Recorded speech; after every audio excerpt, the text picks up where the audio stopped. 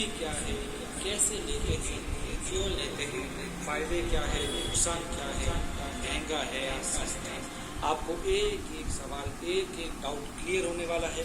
बस आप एक बार इस वीडियो को अंत तक जरूर देखिए और धैर्य बनाए रखिए। सबसे पहले हम देखेंगे कि हमारे शरीर में पोषक तत्वों का संतुलन जरूरी है, जो हमको दिन प्रतिदिन के आहार से मिलते भी हैं और नहीं भी मिलते हैं।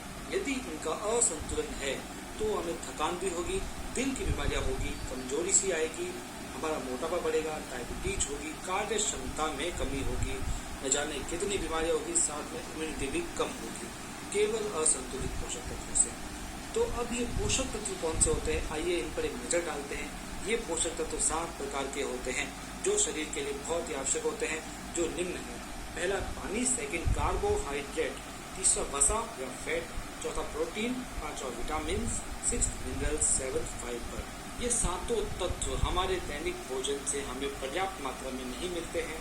और दूसरा, उम्र बढ़ने के साथ भोजन में से पोषक तत्वों को अवशोषित करने की भी कैपेसिटी हमारी कम हो जाती है। इन सातों तत्वों में से पानी हम आराम से बाहरी तौर पर इजीली ले सकते हैं, यानी पानी की मात्रा तो हम संतुलित कर सकते हैं। कार्बोहाइड्रेट को देखें तो ये भी रोटी, शक्कर, आलू, चावल जैसी चीज़ों से आसानी से हम ले सकते हैं। फैट की बात करें तो ये तो आजकल हर लोगों में रहता है, क्योंकि ये घी, तेल, दूध, मक्खन से आसानी से प्राप्त हो जाता है।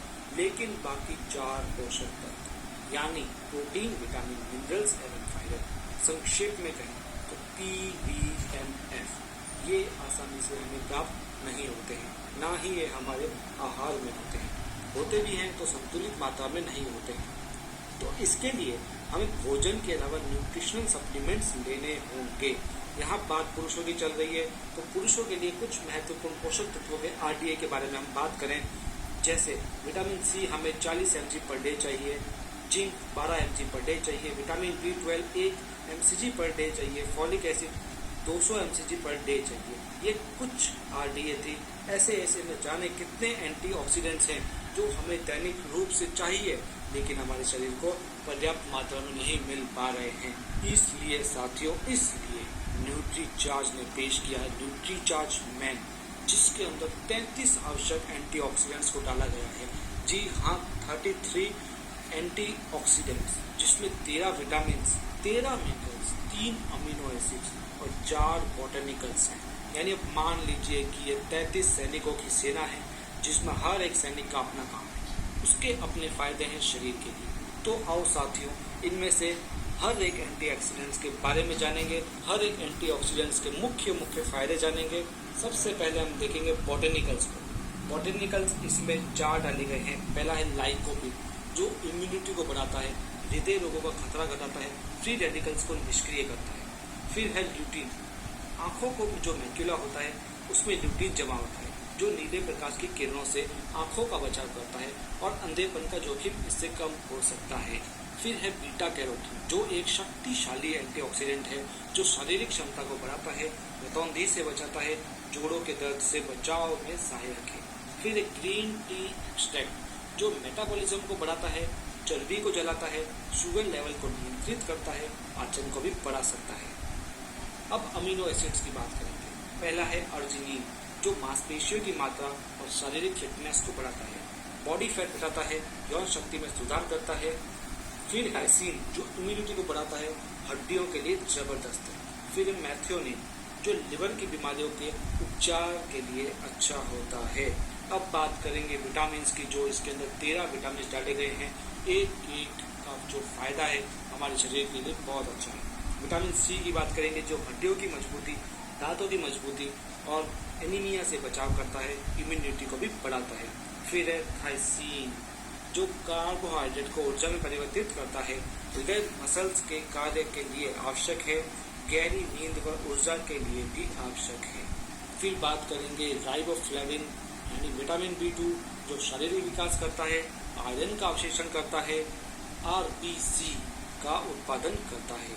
फिर है नियासिन यानी विटामिन B3, जो भोजन से ऊर्जा प्राप्त करने में सहायक है, हानिकारक कोलेस्ट्रॉल को कम करता है, रक्त के प्रवाह को भी बढ़ाता है। फिर है विटामिन B5 यानी पेंटोथेनिक एसिड, जो जरूरी हार्मोन्स व न्यूरोट्रांसमीटर्स के उत्पादन में सहायक है और शारीरिक विकास भी करता है। फिर है पाइरिडॉक्सिन, जो विटामिन B6 होता है, जो जो आरबीसी का निर्माण करेगा और प्रोटीन, ग्लूकोज व फैट के मेटाबॉलिज्म में सहायक है। फिर विटामिन B12 जो सेंट्रल नर्वस सिस्टम के रख रखाव में सहायक है, डीएनए के गठन में सहायक है और आरबीसी का निर्माण करता है। रास्ते कैसे भी हो, बिना रुके चलते। जो मस्तिष्क का सामान्य कार्य करने में, कोशिकाओं की वृद्धि करने में और रक्त में होमोसिस्टिन के स्तर को सामान्य करने में सहायक है। फिर है बायोटीन जो अमीनो एसिड्स व मेटाबॉलिज्म के कार्यों में शामिल होता है। फिर बात करेंगे विटामिन ए सबसे महत्वपूर्ण है जो इम्यूनिटी में, विजन में, बोन्स के विकास में सहायक है और WBC को भी प्रभावित बनाता है। फिर एक और इम्पोर्टेंट विटामिन की बात करें, विटामिन ई जो हानिकारक फ्री रेडिकल्स के उत्पादन को रोकता है, दृष्टि हानि व मोतियाबिंद से भी बचाता है, हृदय रोग से बचाव में सहायक होता है। फिर है विटामिन के जो आंतरिक स्राव से बचाता है और हड्डियों के मिनरलाइजेशन के लिए महत्वपूर्ण है। फिर सबसे इम्पोर्टेंट विटामिन की बात करें तो विटामिन डी जो स्वस्थ हड्डियों, स्वस्थ दांतों, स्वस्थ मांसपेशियों, स्वस्थ नसों व इम्यूनिटी के लिए इम्पोर्टेंट है। अब ये तो बात थी विटामिन की जिसके हजारों फायदे हैं, लेकिन अब बात करें हम मिनरल्स के बारे में जिसके फायदे भी कोई कम नहीं होते हैं।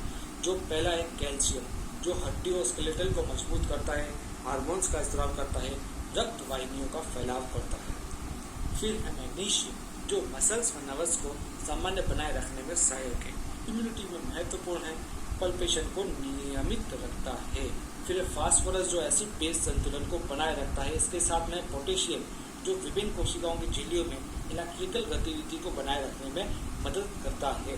फिर आयरन जो शरीर के लिए बहुत ज़्यादा इंपॉर्टेंट है और आरबीसी के निर्माण के लिए महत्वपूर्ण है। फिर क्रोमियम बुरे कोलेस्ट्रॉल को जो कम करता है, शर्करा के स्तर को संतुलित करने के लिए इम्पोर्टेंट है, हृदय रोगों का जोखिम घटाता है। फिर कॉपर जो ऊर्जा के उत्पादन, इम्यूनिटी में सुधार, आरबीसी का निर्माण और इम्यूनिटी के लिए जबरदस्त है। फिर मैग्नीज जो महत्वपूर्ण है कोलेस्ट्रॉल, कार्बोहाइड्रेट्स और मेटाबॉलिज्म में और ये इंसुलिन को भी बढ़ाता है। फिर सेलेनियम जो थायराइड हार्मोन के कार्य को नियंत्रित करता है और इम्यूनिटी को बढ़ाता है।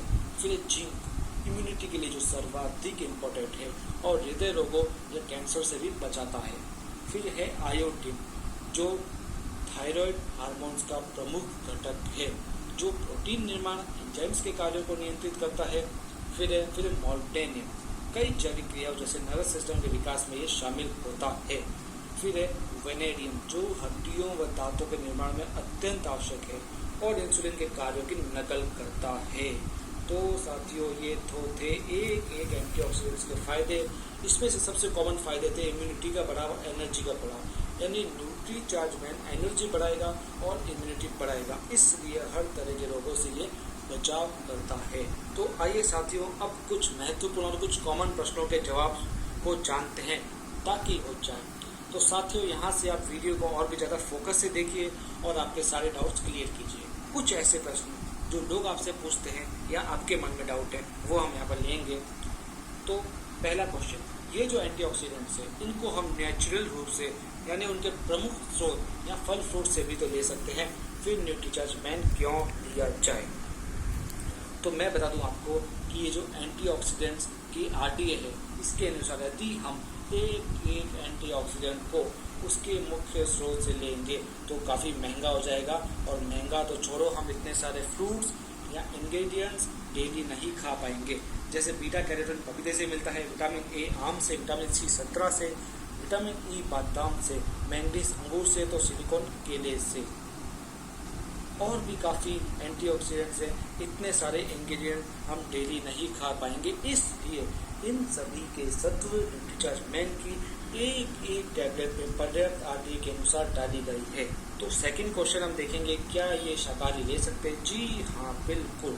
इसके अंदर इंग्रेडिएंट्स वेज है, इसमें नॉन वेजिटेरियन कुछ भी नहीं है, इसे वेजिटेरियन खा सकते हैं। फिर क्वेश्चन है, न्यूट्रीचार्जमेंट का उपयोग किसे और कैसे करना चाहिए? इसे 14 वर्ष से अधिक उम्र के लड़के व सभी पुरुष ले सकते हैं। इसे नाश्ते या भोजन के बाद एक टैबलेट रोज 1 गिलास पानी के साथ लेनी है। फोर्थ क्वेश्चन हम देखेंगे, क्या इसके लिए डॉक्टर का पर्चा जरूरी है? जी बिल्कुल नहीं, ये डाइटरी सप्लीमेंट्स है जिसे आप स्वयं अपनी मर्जी से ले सकते हैं। फिर हम एक क्वेश्चन देखेंगे, क्या यह एक दवा है? जी नहीं, यह एक दवाई नहीं है, जो किसी विशेष बीमारी को खत्म करेगी। ये आपके शरीर के अंदर पोषक तत्वों की कमी को पूरी करेगी, जिससे कोई भी फायदा हो सकता है, कोई साइड इफेक्ट नहीं होगा। फिर हम एक क्वेश्चन देखेंगे कि इसका सेवन कब तक करना है। इसके अद्भुत फायदों के लिए इसे लंबे समय तक लिया जा सकता है और इसको लेना लंबे समय तक ही जरूरी होता है, और इसे निरंतर लेने से ही कोई नुकसान भी नहीं होता है, और निरंतर लेने से ही इसके फायदे हमें पता पड़ते हैं।